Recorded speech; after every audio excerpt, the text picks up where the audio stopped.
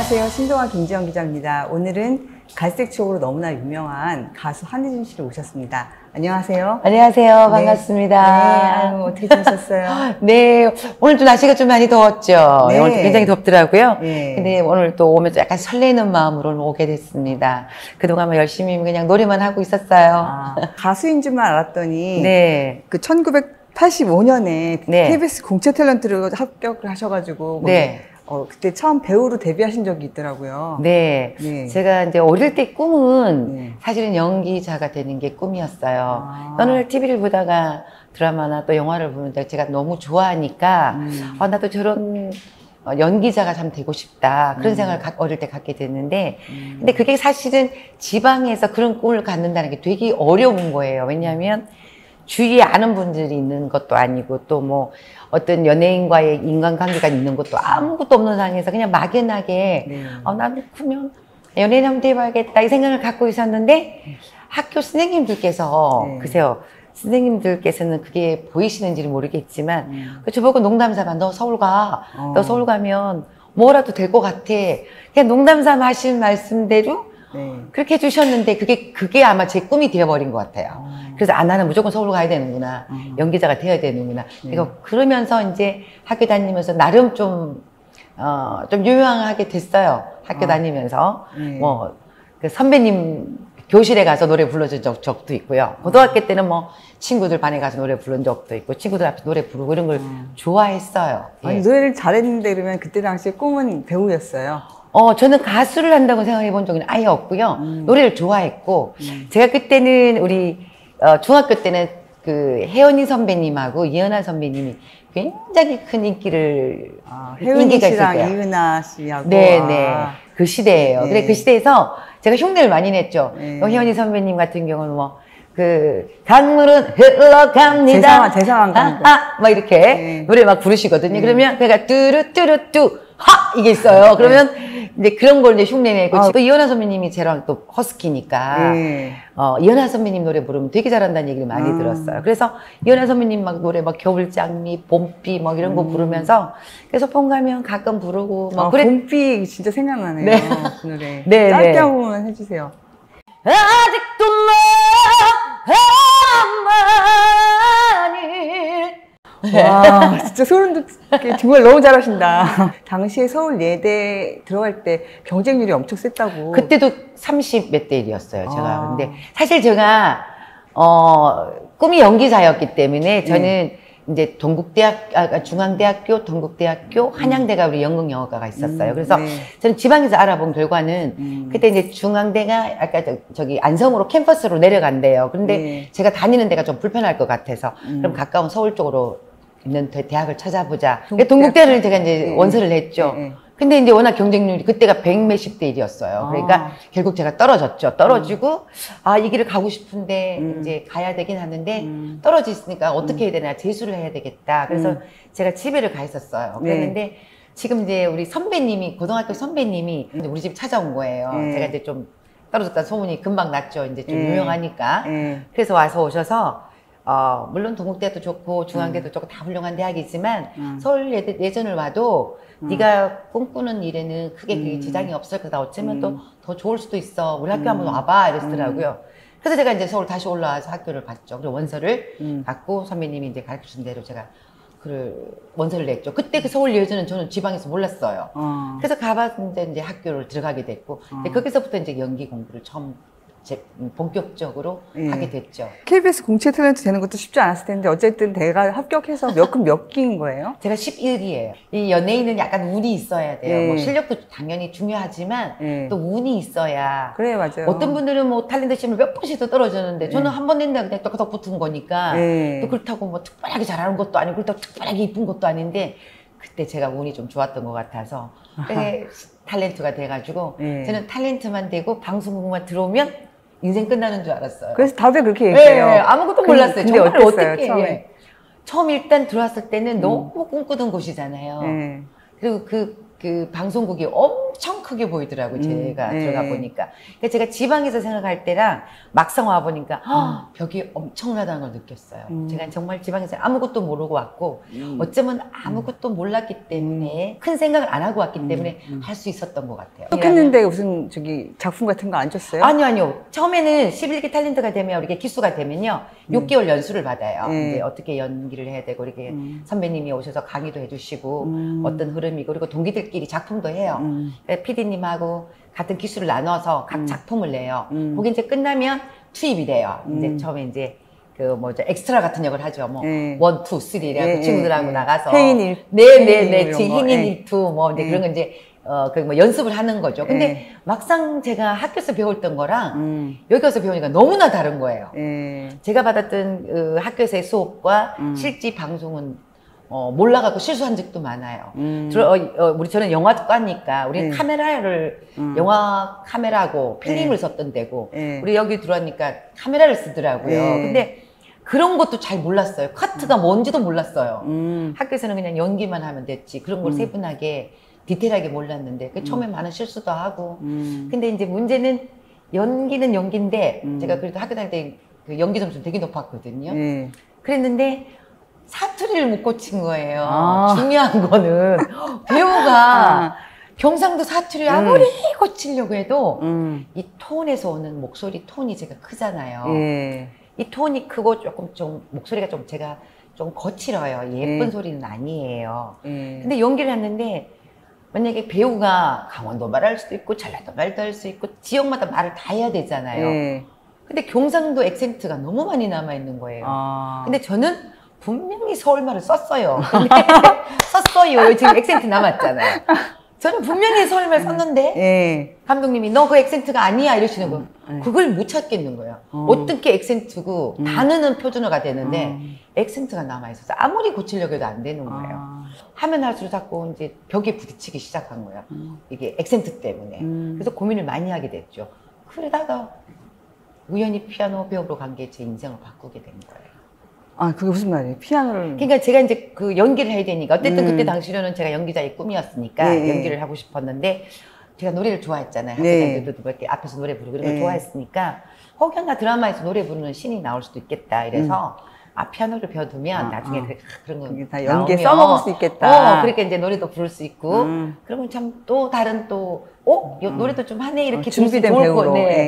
그래서 피아노를 배우러 학원을 가게 된 거예요. 근데 그날도 무심결에 그냥 버스를 타고 가다가 피아노로는 이게 딱 정류장에 섰는데 피아노라고 딱 써놓은 거예요. 학원이라고.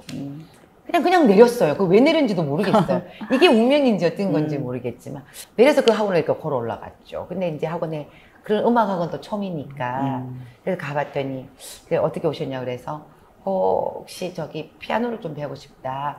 그러니까 이렇게 노래 부를 수 있는 그 피아노를 배우려고 하는데 어떻게 하면 될까요? 그랬더니 등록하면 되나요? 그랬더니 그 선생님이 체르니는 떼셨어요? 그러더라고. 아니요? 그랬더니 그러면 지금 가서 체르니를 띄고 피아노 바이엘을 띄고 오세요. 그러더라고. 그냥 손가락부터 할 줄 알아야 가는데 아무것도 준비가 안 되니까 우리 학원은 처음부터 가르치는 건 아니고 피아노 학원 가서 바이엘을 띄고 오세요. 그러더라고요. 그러면서 제가 이제 나가려고 했더니 혹시 노래해 본 적 있으세요? 그러더라고요. 그래서 아니요, 노래해 본 적은 없고요.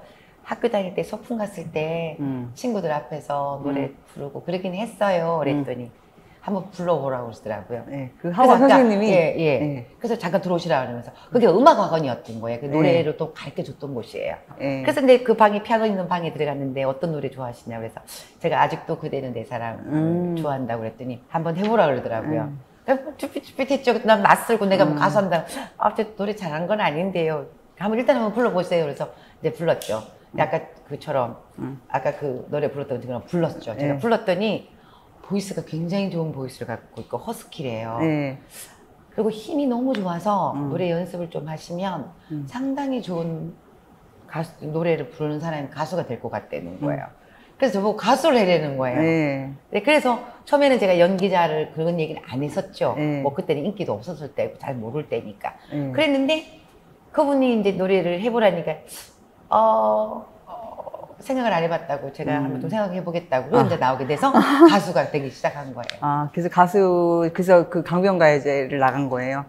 근데 그거를 배울 때고 그 학교 다니까 84년도에 그때부터 노래 연습을 하기 시작한 거죠. 처음 들어갔을 예, 때부터. 예, 거기서 이제 연습을 하면서 친구랑 이제 노래를 배우게 되니까 그럼 나 노래 한번 해봐. 그렇지만 꿈은 그렇게 먼데 하지는 않았어요. 가수 꿈을 꾸고. 왜냐면 집에서 너무 반대를 했어요. 제가 연기자가 될 때도 아버지께서 그냥 평범하게 살았으면 좋겠다. 그 길이 험한 길이고 네가 아무것도 모르는데 거기 혼자 서울 올라가서 네가 연기자가 되고 그거 한다는 거 그것만 해도 힘든데 뭐하러 또 연기 꿈꾸고 왔다가 갑자기 가수는 웬 말이냐고 아버지가 되게 반대하셨어요. 그래서 저는 이제 몰래 배우러 다녔고요.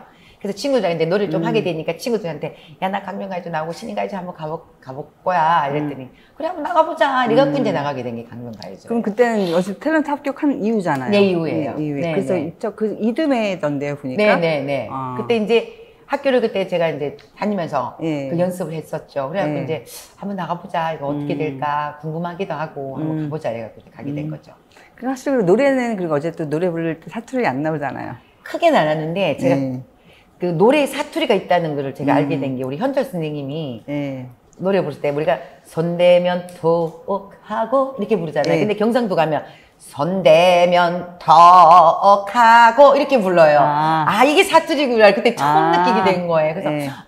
저게 사투리구나. 액센트도 그렇고 가끔 경상도 분들이 그러니까 2개짜리 바람을 1개로 바람하고 쌍시옷을 하나로 바람하고 쌀을 못 하잖아요. 예. 그래서 신경 쓰고 쌀은 되는데 그냥 예. 무의식 중에 가면 살 주세요 이런단 말이에요. 그런 거를 구별을 잘 못하게 됐던 거죠. 그러니까 그런 거 보면 내가 사투리가 있구나 그래 알게 됐어요.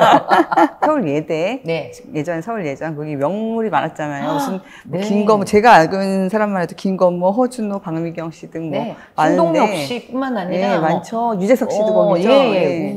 서울예대 지금은 서울예대가 됐지만 옛날에도 예. 굉장히 제가 그때 예, 다닐 때 안재욱 씨도 그렇고. 예, 네네. 되게 유명하잖아요. 제가 다닐 때 우리 양수경 씨가 제 동창이에요. 예. 수경 씨도 그랬고 최민수 선배님이 우리 바로 한 그러니까요. 학기 위이세요. 허준호, 최민수 다. 네네, 다 그러고. 우리 선배들입니다. 그래서 항상 그분은 되게 외롭게 혼자 앉아 계셨거든요. 큰 가방도 누가요? 씌고. 최민수 선배님. 그때는 이름이. 같이 학교를 같이 다녔어요? 그쵸, 바로 한 학년. 위에 바로 선배예요? 위에 선배님이신데 항상 고독을 즐기시는 것 같더라고요. 그래서 학교 생활 너무 열심히 했나요? 네? 학교 생활 열심히 하셨나요? 그분이 저는 과가 달라서 아마 열심히 하셨을 것 같아요. 항상 학교에 보면 그러니까 워커에 가죽 가방 큰 거 다니시고 항상 고독에 젖어서 되게 멋있는 분이셨거든요. 근데 카리스마 그때도 장난이 아니셨어요. 그래서 가까이 갈 수는 없는 분이었는데 근데 그때는 인기 있는 분은 아니었어요. 학생이었으니까. 근데 항상 되게 멋진 선배님이. 그때는 연기를 안 하셨을 때예요? 학교를. 그때는 아주 유명하시지 않으셨고요. 우리 학교에서는 되게 유명했어요. 학교 안에서. 안에서는 연기도 잘하신다. 되게 유명한 선배님이셨어요. 예. 그래서 주위에 연예인들 되게 많이 봐가지고 되게 신기했어요. 저도 이제 꿈을 꾸는 사람이니까 같은 연예인들이 학교에 다니는 게 되게 신기했죠. 가요제에서 돼서 누군가가 가수 데뷔를 하자고 앨범 내주겠다고 한 거예요? 그건 아니고 이제 그 학원 선생님을 다시 만났죠. 그 학원 선생님이 처음에 저보고 노래했던 그게 어느 동에 있는 사람? 노량진에 있었어요. 그때 이모집이 독산동에 있었어요. 지금 이제 어릴 때 잠깐 이모가 그쪽에 사셔가지고 제가 이제 엄마가 혼자 있으니까 너무 위험하다고 이모집에 저를 이제 맡겨놓은 거죠. 그런 상황이었는데 제가 막 이제 가수가 되고 이제 그렇게 노래를 해보니까 노래가 너무 재밌는 거예요. 내가 진짜 과연 연기로 가야 되나? 그때 당시가 제가 이제 노래를 배우고 있는 상황에서 드라마 산유화라는 드라마가 있었어요. 거기 이제 전인화 씨하고 유동건 선배님이 사랑하는 여대생과 교수님의 사랑 얘기예요. 제가 연기를 하면서 이제 노래를 계속 배우고 있는데 어느 순간에 노래가 점점 제가 주위에서 자꾸 잘한다 그러고 노래를 배우니까 노래가 점점 좋아지는 거예요. 그래서 가요제도 나가보고 너무 재밌는 거예요. 그래서 아무한테도 얘기하지 않고 저는 계속 노래를 배우고 있었고 그러다가 이제 연기에 갈등이 생기기 시작한 거예요. 이 길을 계속 가야 될 건가. 근데 2가지를 찾기에는 제가 실력이 한쪽으로 지금 해도 지금 될까 말까인데 그렇다면 사투리는 결국 내가 못 고칠 것 같아서 시간이 더 들 것 같고 노래 쪽은 자꾸 발전하니까 그럼 노래 쪽으로 내가 더 신경을 써야 되겠다는 생각을 갖고 이제 아버지께 말씀을 드렸죠. 가수를 하겠다고 그랬더니 처음에 아버지가 노발대발 하셨어요. 막 진짜 반대. 그럼 내려오라고. 서울 있지 말라고. 그냥 평범하게 살아라고. 연기하자고 보냈더니 갑자기 탤런트 한다고 보냈더니 갑자기 또 뭔 노래냐고. 거기가 얼마나 더 힘든데 막 뭐라 하시는 거예요. 그런데 결국 이제 아버지께 제가 한번 믿어달라고. 나 아버지 제가 늦었지만, 늦게 노래 시작했지만, 노래하고 싶다고. 선생님도 잘한다고. 근데 그렇게 해서 이제 노래 쪽으로 제가 공부를 하는데, 그 학원 선생님이 이제 작곡가 선생님도 소개해 주셨고, 또 작곡가 선생님이 또 아는 지인분을 소개해 줘서 이제 시작이 됐죠. 그래서 처음에는 이제 제가 아무것도 모르고 아버지도 잘 모르고 이제 매니저가 나쁜 매니저 만날까봐 아버지가 직접 투자를 하셨어요. 그래서 논도 팔고 땅도 팔고 시골에 있는 좀 있는 뭐 밭 한 번씩 제가 앨범 낼 때마다 밭 하나 팔고 뭐 그렇다고 해서 뭐 어마하게 부자거나 그러지는 않으셨어요. 근데 아버지께서 저도 내주셨어요. 자식이 워낙 한다고 그랬으니까 내주셨는데 문제는 그 땅이 그렇게 좋은 신도시가 돼서 개발이 돼버린 거예요. 사실은 갈색촉 나오기 전에 3장의 앨범이 나왔어요. 네, 제 첫 곡이 네. 전영록 선배님이 곡을 주셨어요, 저한테. 그때 전영록 선배님이 인기가 짱이었어요. 네. 가슴 아픈 말 하지 말라고요. 그러니까 전영록 선배님은 저한테 제가 보이스가 아무래도 허스키하니까 락커처럼 했으면 좋겠다. 보컬 냄새가 난다. 그래서 이제 가슴 아픈 말 하지 마 이렇게 펑키 음악을 주셨어요. 근데 뭐 그렇게 제가 사랑을 못 받았죠. 그리고 이제 이세근 선생님이라고 제2에게 쓰신 네. 그 이성희 선배님의 제2에게 쓰신 이세근 선생님께서 곡을 주셨어요. 근데 그 곡도 또 잘 안 됐어요. 또 다음에 또 이용도 선생님이라고 또 그 선생님이 그 이순길 씨의 또 그 가수분의 곡을 쓰신 그 선생님도 저 곡을 주셨어요. 그 세 곡이 다 그렇게 사랑을 못 받았어요. 이승기 씨 곡이요? 이순길이라고 이순길? 그 강변가요제 나왔던 그분한테 네. 끝없는 사랑인가 뭐 또 그분 노래인데 그분이 또 저한테 곡을 주셨어요. 근데 그것도 그렇게 상을 못 받더라고요. 그러니까 벌써 여러 장 앨범이 나왔잖아요. 그래서 참 많이 갈등을 하고 근데 오도 가도 못하게 된 거예요. 이제 연기자도 못 되고 가수도 못 되고 지금 이런 갈림길에서 제가 이제 아버지께 내려가서 아버지 연기도 안 되고 가수도 안 되고 나 어떻게 했으면 좋겠냐고 난 이제 내려오겠다고 했더니 아버지께서 저를 한참 보더니 그냥 그때 아버지께서 담배를 태우셨었거든요. 담배를 2대를 연고 뽑으시더라고요. 피시면서 아버지가 가지고 있는 마지막 과수원이 있는데 그거 하나 보내줄 테니까 이게 네가 마지막이라고 생각하고 이게 안 되면 넌 진짜 안 되는 거다. 이게 마지막으로 아버지가 갖고 있는 건 너한테 마지막으로 줄 테니까 정말 마지막이다 생각하고 한번 부르라. 그러니까 한번 다시 한번 해보라 그러더라고요. 그래서 그걸 이제 아버지께서 도와주셨어요. 그래갖고 곡을 낼 수 있는 그 미천을 자금을 미쳐주셨어. 그때는 앨범이 진짜 아버님 대단하시다. 근데 어떻게 그렇게까지 아주 딸내미를 너무 이뻐하셨나 보다. 절대적으로 저를 믿으셨죠. 근데 아버지께서도 몰랐어요. 그래서 제가 잘 돼서 아버지 그때 팔지 말지 왜 그렇게 저를 믿고 주셨어요 그랬더니 야야 내가 그거 알았으면 했겠나 모르고 얼떨결에 했지 이러시면서 웃으셨는데 근데 이제 그때 정말 저는 마지막이라고 생각했어요. 정말 간절했고 이게 안 되면 나는 모든 게 끝난다 생각을 했어요. 야 저 집 딸 누구네 집 딸 완전 난리 나서 아버지가 다 팔아서 줬어. 저 집 잘못하면 나앉게 생겼어. 큰일 났다고. 막 동네 소문이 다 짜자한 거예요. 그게 제 귀에 들어올 정도면 엄마 아버지는 다 들으시는데도 그 표를 안 내셨던 거잖아요. 정말 그 노래. 그래서 갈색 추억은 제가 살아가면서 제 인생의 가수로 만들어 준 곡이기도 하고 굉장히 저한테는 의미가 커요. 아버지께서 저를 그렇게 믿어주셔서 너무 감사하고 지금 아버지 돌아가신 지 한 10여 년 됐거든요. 아버지 떠나시고 지금 가끔 아버지 생각 가끔 나요. 그리고 제가 갈색 추억 부를 때 참 많이 울었어요.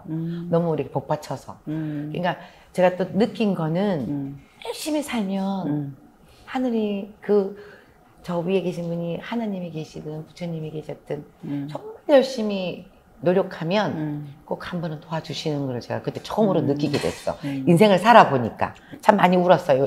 서울 와서 너무 일이 잘 안 되니까 너무 많이 속상해서 정말 입을 뒤집어 쓰고 울기도 많이 울고 그랬었는데 그 노래가 사랑받기 시작하는데 정말 이게 노래 부르다가 복받쳐서 운 적이 되게 많아요. 예, 그리고 아버지한테 정말 감사했었고 믿어줘서 감사했고요. 아버지가 그래도 그 갈색 추억이 엄청 인기 있는 건 느끼고 다 보셨어요. 다 보셨어요. 예, 이 그 갈색 추억 떠서도 봐셨고 또 제가 막 계속해서 인기 있어서 많은 사람한테 박수 받고 사랑받고 막 그런 걸 다 보셨어요. 그러니까 제가 이제 서울 근교로 일할 때는 못했는데 지방을 가면 아버지 꼭 친구분들한테 자랑하시려고 지인분들, 친구분들 모시고 오셔서 저 보고 가고 그러셨어요. 지금은 이제 내려가도 아버지가 안 계시니까 처음에 그게 되게 낯설더라고, 아버지가 안 오시니까. 지금은 이제 안 계시니까 가끔 아버지 생각이 많이 나죠. 그래서 아버님한테 그래서 빚은 갚았어요? 원금은 갚았어요.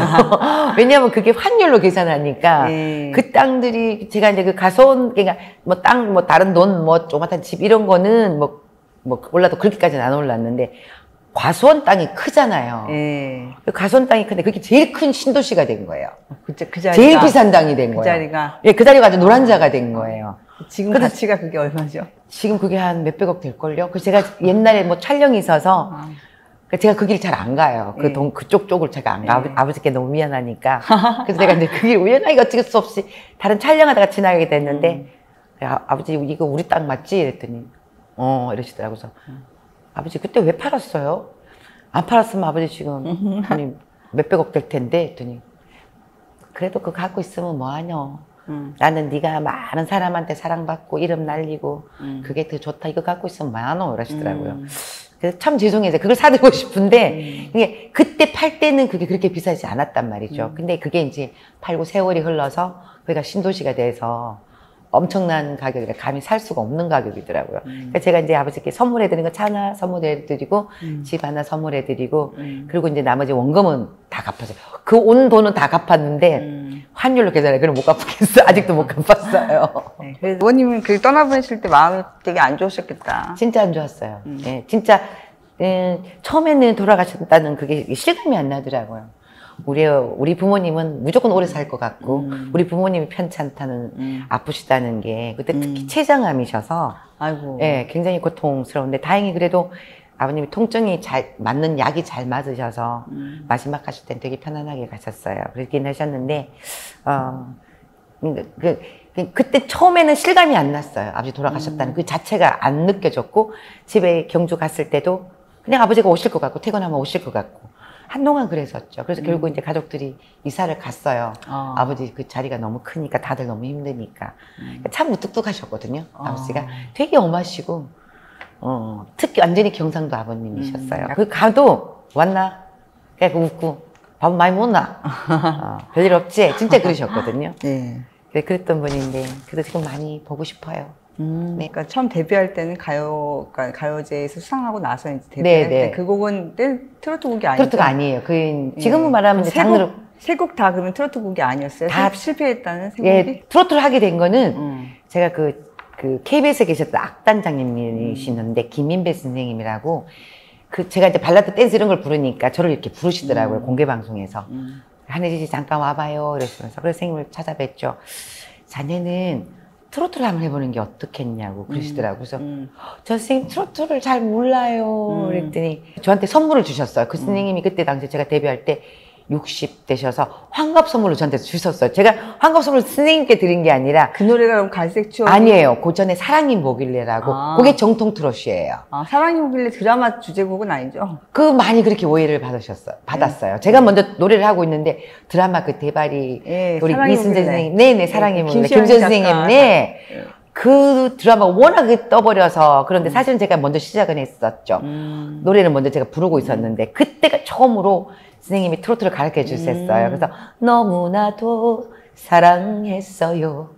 내 곁으로 돌아와줘요. 막 이런 노래인데 제가 트로트를 해본 적이 없어서 노래인데. 네. 그래서 선생님 주신 그 노래로 처음으로 트로트를 시작하게 된 거예요. 그러면서 이제 그 노래가 마지막에 상했는데 가식촉이 딱 떠준 거죠. 막 진짜 막 대한민국 완전 난리가 났어요. 가식촉을. 그러니까요. 갈색촉은 저도 알고 네. 많은 분들이 아마 알 거예요. 특히 여성분들이 그렇게 그 노래를 좋아해 주셨어요. 예. 이 노래는 정풍송 선생님 노래신데 허공수 씨 네. 정풍송 선생님 노래신데 곡을 주셨는데 직접 다 가르쳐 주셨어요. 그래요? 이렇게 불렀으면 좋겠다. 그래서 선생님 집에 가서 이제 레슨도 받고 그래서 만든 곡인데 선율이 너무 아름다운 거예요. 근데 그때 당시로는 제 이렇게 우리 가요의 노래 스타일이 신신혜 선배님이 굉장히 인기가 있을 때예요. 완전 난리가 났을 때예요. 잠깐만요. 그 세상은요 오지경, 유지경 맞아요. 오지경 송이다. 잘난 사람은 잘난대요 살고 막 이랬었던데요. 그러니까 노래가 지금 다 그때는 좀 약간 풍자하는. 네. 그래서 뭐 우리 뭐 저 송대관 선생님께서도 뭐 큰 소리 뽕뽕 막 다 노래가 다 재밌었고요. 네. 또 태진아 선배님이 그때 트렌드였어요. 예. 네. 근데 제가 이걸 딱 갖고 나니까 야 노래는 좋은데 이 트렌드하고 너무 안 맞지 않냐? 지금 다 재밌는 노래 부르는데 그래서 이제 그때 우리 계셨던 우리 대표님하고 우리 회사 대표님하고 되게 고민을 했죠. 자 그러면 재밌는 노래를 갈 건가 아니면 이렇게 정말 이게 선율이 좋고 가사가 좋은 이 노래를 갈 건가 막 고민하다가 가택적으로 가자. 거기 좋으니까 거기 좋으면 언젠간 오겠지 하고 딱 내놨는데 그게 그냥 폭발적인 사랑이에요. 그러니까. 저는 히트를 해본 적이 없었잖아요. 그 전까지는. 네. 제가 사랑의 먹이를 조금 불러 조금 이제 인지도는 굳혔지만 갈색촉처럼 그렇게 인기 있어 본 적이 없었단 그쵸. 말이죠. 그래서 제가 이제 콘서트를 딱 갔어요. 이렇게 그때 무슨 그때는 전국체전이 제일 큰 행사였어요. 그러면 이제 맞아요. 온 동네 사람들이 다 왔는데 그때 아마 제가 분명히 대전이었을 거예요. 근데 전국 체전이었는데 그 전야제 연예인들이 많이 가잖아요. 촬영도 하고. 네. 그래서 제가 그때 초대를 받아서 갈색지구 떴으니까. 근데 떠가지고. 근데 떴다는 건 저는 몰랐어요. 노래는 많이 나오는 걸 알았는데. 네. 막 이렇게 지나가면 버스 타고 이렇게 그때는 돈도 없고 그러니까 버스 타고 딱 기다리면 전파사에서 네. 갈색축이 막 나오는 거예요. 허, 너무 신기한 거예요, 내 노래가. 근데 아무도 나를 몰라요, 얼굴을. 노래는 나오는데. 그게 너무 신기했었고요. 근데 제가 이제 그때 처음으로 인기를 느끼게 된 건 전국체전 전야제였는데 네. 제가 이제 드레스를 딱 깔아주시더라고. 노래가 이제 느린 노래니까. 네. 그래 드레스를 딱 입고 딱 서서 희미한 갈색 등불 아래 했는데 스탠드에서 엄청나게 많은 분이 사늘이 식어가는 커피잔 같이 부른 거예요. 사람들이 이미. 예, 근데 저는 그때가 제 노래를 그렇게 따라 불러본 적이 없잖아요. 그래서 네. 히트 낸 적이 없었으니까 갑자기 여기서 울컥하는 거예요. 그렇죠. 그러니까 뭐 노래를 못 불렀죠. 그랬더니 이제 NG가 났어요. 사실 신인이 NG 나면 큰일 나거든요. 그랬는데 다시 들어갔어요. 정말 죄송하다고. 그러니까 제가 마이크로 정말 죄송합니다. 울면서 이렇게 노래 따라 불러주셔서 너무 감사해서 저도 모르게 이렇게 목이 메어서 너무나 죄송합니다. 그러면서 이제 제가 들어갔죠. 다시 나왔죠. 근데 다 따라 불러주죠. 근데 정말 울면서 불렀어요. 그랬는데 정말 그 많은 분들이 막 기립박수를 쳐주셨어요. 그거는 제가 사랑하면서 잊지 못할 저의 순간이었고 한혜진이라는 게 이렇게 해서 이제 사랑받은구나. 이 노래가 이렇게 사랑받는다는 걸 처음 알게 됐죠. 그래서 건강관리는 그래서 잘 하고 계세요? 다행히 제가요. 되게 이렇게 시골에서 커서 그런지 집에서 엄마가 인스턴트를 거의 안 해주시고 옛날에 시골 분들은 다 직접 해주셨잖아요. 그래서 그런지 되게 건강하게 태어났어요. 특별히 아팠거나 아파서 병원 간 지 거의 별로 없어요. 성장 과정이나 이제 그 어른 돼서도요? 예, 그 되게 그 건강식품만 저는 지금도 한식을 많이 좋아해요. 야채를 좋아하고 대신에 고기는 되게 좋아해요. 근데 지금 요즘에 많이 살이 쪄서 이제 세월이 옛날에는 되게 잘 먹어도 살이 안 찌더라고요. 근데 지금 이제 나이가 드니까 살이 찌더라고요. 이제 뭐 나이가 있으니까 어쩔 수 없잖아요. 그러니까 살은 좀 찌는데 지금은 이제 저녁에 늦게 안 먹으려고 많이 노력하고 이제 관리를 해야죠. 지금 많이 관리하고 있어요. 하늘에 계신 아버님께 영상 편지 한번 해주시죠. 아버지 얘기하면 나 우는데 너무 아버지 너무 보고 싶어요. 옛날에는 아버지 전화 반갑게 맞아주시고 그랬는데 전화할 데가 없잖아요. 아버지 목소리가 너무 그립고 분명히 아버님은 너무 좋은 분이라서 좋은 곳에 가 계실 거라 생각하고요. 그렇지만 부끄럽지 않는 딸이 되도록 열심히 살고 있습니다. 늘 아버지 말씀하셨던 것처럼 남에게 도움되는 사람이 되도록 또 그렇게 살려고 노력하겠습니다. 아버지 지켜봐 주시고요. 하늘에서 응원해 주세요. 아버지 너무 보고 싶고 사랑해요. 희미한 갈색 등불 아래 사늘이 식어가는 커피잔 사람들은 모두가 떠나고 나만 홀로 남은 찻집 아무런 약속도 없는데 그 사람 올 리도 없는데 나도 몰래 또다시 찾아온 지난 날 추억 속에 찾지. 우리는 나란히 커피를 마시며 뜨거운 가슴 나누었는데 음악에 취해서 사랑에 취해서 끝없이 행복했는데 어느 날 갑자기 그대는 떠나고 갈색등 불빛만 남아 외로운 찻잔에 싸늘한 찻잔에 희미한 갈색 추억